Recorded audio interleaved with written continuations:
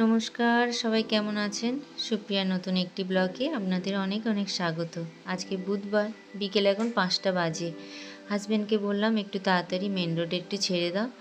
দিদি আসার কথা আছে, সীমাদি যেখানে আমরা আগে থাকতাম ওইখানেই আমাকে এক দিদি বোন বলে ডাকে, তাকে আমি দিদি বলি।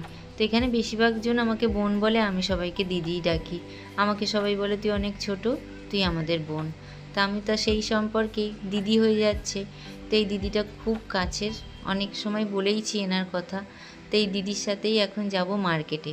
তো হাজব্যান্ডকে বললাম আমাকে মেন রোডে ছেড়ে দাও, দিদি ওই সাইড দিয়ে অটো নিয়ে আসবে মেন রোডে। বললো তুই দাঁড়িয়ে থাকিস, তোকে ওখান দিয়ে উঠিয়ে নেব।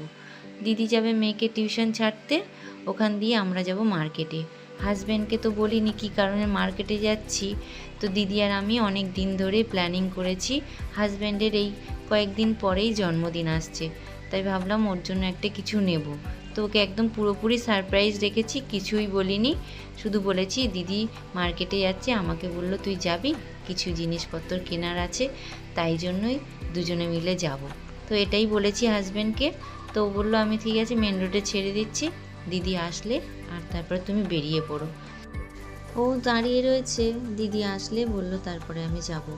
দিদিকে ফোন করতে দিদি বললো আর 5টা মিনিট লাগবে, অটোওয়ালাটা আসতে দেরি করেছে, ওই জন্যই লেট হচ্ছে। এসেই পড়বে এক্ষুনি। এই দেখুন কথা বলতে বলতে দিদি চলেও এসছে। দিদি আবার আমার হাজব্যান্ডকে বলছে অল দ্য বেস্ট বলো ওকে, ও একটা খুব ভালো কাজে যাচ্ছে। আমার আর দিদি তো অনেক দিন ধরেই প্ল্যান হয়ে রয়েছে যে ওকে কি গিফট করব। হাজব্যান্ড একদমই জানে না, ও শুধু জানে আমরা শপিং করতে যাচ্ছি দিদির সাথে। বাস মার্কেটে চলে এসেছি, দিদির মেয়েকে পড়তে দিয়ে এসছে টিউশনে, আর আমরা চলে এসেছি বিষ্ণুপুরে। বিষ্ণুপুরে মার্কেটে এই যে নেমেছি, সামনেই দেখছেন বড় একখানা জুয়েলারি, এই দেখুন শোরুম। এখানে যাব না, খুব মনের ইচ্ছে, বহু বছরের ইচ্ছে, আজকের সেটা পূরণ করব। হতো না যদি আমি কোনো কাজে জয়েন না করতাম। আজ কয়েক মাস ধরে আমি একটা জায়গায় কাজ করছি, সেখান থেকে একটু একটু টাকা জমিয়ে জমিয়ে হাজব্যান্ডের বার্থডের জন্য রেখেছি। অনেক দিনের ইচ্ছে। আর ও কোনো দিন তো কোনো জিনিসে প্রকাশ করেনি, আমরা যেমন সব জিনিস প্রকাশ করি, অ্যানিভার্সারি এসছে, বার্থডে এসছে, কী দিচ্ছ বলো, এটা দাও ওটা দাও। ছেলেরা দেখবেন ওরা নিজেরা আমাদের চাহিদা মেটায়, কিন্তু নিজেদের অনেক কিছু স্বপ্ন থাকে, ইচ্ছে থাকে, সেটা কখনো প্রকাশ করে না। একদিন টিভি দেখছিলাম, মুভি দেখছিলাম, তো ও একটা হার দেখে বলেছিল এইরকম হার পরার খুব ইচ্ছা, আর যদি কোনো দিন টাকা হয় তো এরকম মোটা দেখে একটা চেন বানাবো। তো সেই আমার একটা মাথার মধ্যে ছিল, তো আমি ভাবিনি আমি কোনো দিন ওকে কিছু দিতে পারবো।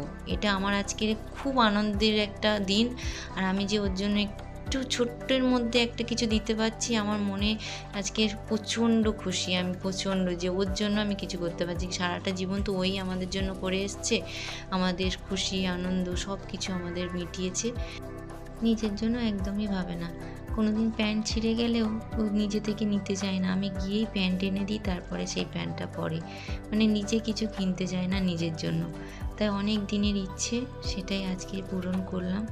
আর আজকে আমি খুব খুশি, আর আমিও এটা যখন ওকে গিফট করব কতটা খুশি হয়েছে সেটাও দেখার আছে। এই জন্য খুব এক্সাইটেড আছি আমি। জানি না এর কদিন পরেই ওর বার্থডে আসছে, সেদিনকেই দেব। আজকে কিনে রাখলাম। এখন তো সোনার দাম হুড় করে প্রতিদিন বাড়তে থাকে। দিদি বলল 1 সপ্তাহ আগে থেকেই কিনে রাখি, যখন হাতে পয়সা আছে কিনেই রাখি, যখন বার্থডে আসবে তখন ওকে গিফট করিস। দিদি আর আমি দুজনে মিলেই প্ল্যানিং করেছি। দিদিদের একটা চেনাশোনাই সোনার দোকান, সেখানেই এসেছি, এসে আর জিনিসটা নিয়েছি। হারটা কেমন লেগেছে বলবেন। আর একটা আফসোস হতো, ওর বন্ধু বান্ধবের গলাতে চেন, হাতে ব্রেসলেট, আংটি দেখে আমারও কেমন মনের মধ্যে হতো যে ওর গলায় একটা চেন থাকলে, ওরও হাতে একটা আংটি থাকলে, একটা ব্রেসলেট থাকলে ওরও দেখতে সুন্দর লাগতো। ওরও মনটা তো কেমন লাগে বন্ধুদের ওরকম দেখে। আমারও খুব ইচ্ছা হতো যে ওরও গলায় একটা চেন থাক, কিন্তু অত মোটা হয়নি, পাতলার মধ্যে হয়েছে। কিন্তু আজকে আমি খুব খুশি, ওকে দেবো, ওর খুশিটা আমি দেখতে চাই। আচ্ছা, দিদি আবার বলল ভাইয়ের বার্থডে বলে আবার এই কামানি সেন্টারে নিয়ে এসছে জামা প্যান্ট কিনে দেওয়ার জন্য। বলছে ভাইয়ের বার্থডে তুই গিফট নিয়েছিস, আমি নেব না তাই কখনো হয়, বলে টানতে টানতে নিয়ে এসছে। দিদিরা যেখান থেকে শপিং করে সেইখানে নিয়ে এসছে। তো এইখানে এসছি, শোরুমে ঢুকেছি, বেশ সুন্দর চারিদিকে, এদিকে লেডিস ওদিকে জেন্টস, সব দিকে একদম সুন্দর সাজানো রয়েছে। প্রথমে বললো বাচ্চাগুলো নেই, আমাদের কেমন পড়ে বলুন তো বার্থডে, যেমন হাজব্যান্ডের আগস্টে বার্থডে, তারপরে আগস্টে আমাদের অ্যানিভার্সারি, তার পরের মাসে আমার বড় ছেলের বার্থডে বাবাইয়ের, তার পরের মাসে ছোট ছেলের অক্টোবরে, নভেম্বরে আমার, মানে বড় থেকে শুরু ছোট পর্যন্ত, মানে আমার হাজব্যান্ড শুরু আমি শেষ। তো পরপর প্রতি মাসে পড়তে থাকে একটা একটা বার্থডে, এই কয়েক মাস। তো আমাদের ওই পরপর বার্থডে বলে আগে বাচ্চাদের জন্য নিয়ে নিই, তারপরে হচ্ছে গিয়ে তোর ভাইয়ের জন্য দেখব। তো ওই জন্য আগে বেটুরটা দেখছি, বেশ সব কটা সুন্দর কালার জামার, দেখুন এত সুন্দর সুন্দর সব কালারের গেঞ্জিগুলো বার করছে। তো দিদি প্রতি বছর আমার দুই ছেলের হাজব্যান্ডের আমার বার্থডেতেও দেয়, আবার হচ্ছে কি পুজোর সময় আসছে পুজোর সময়ও দেয়, মানে প্রতি বছর ধরা বাঁধা দিদির থাকেই। তো বলে আমি এবছরও এসেছি, তাই তুই এসছিস যখন তুই পছন্দ করে নিস এবছরে। দোকানে কালেকশানগুলো খুব সুন্দর, প্রত্যেকটা গেঞ্জি এত সুন্দর দেখতে, এত সুন্দর কালার, আমার তো প্রত্যেকটা গেঞ্জি আমার ভালো লেগেছে। কিন্তু আমার সাদাটা বেশি চোখে লাগে, আমি জানি না, আমার বাচ্চাদের জন্য জামা কাপড় কিনতে গেলে আমি সাদাটা বেশিরভাগ চয়েস করি, আর না তো লাল না তো কালো। আমার ওই ব্ল্যাকটাও খুব পছন্দ এসছে, আর সাদা দুটো টি শার্ট দেখছেন ওই দুটোও ভারী পছন্দ এসছে।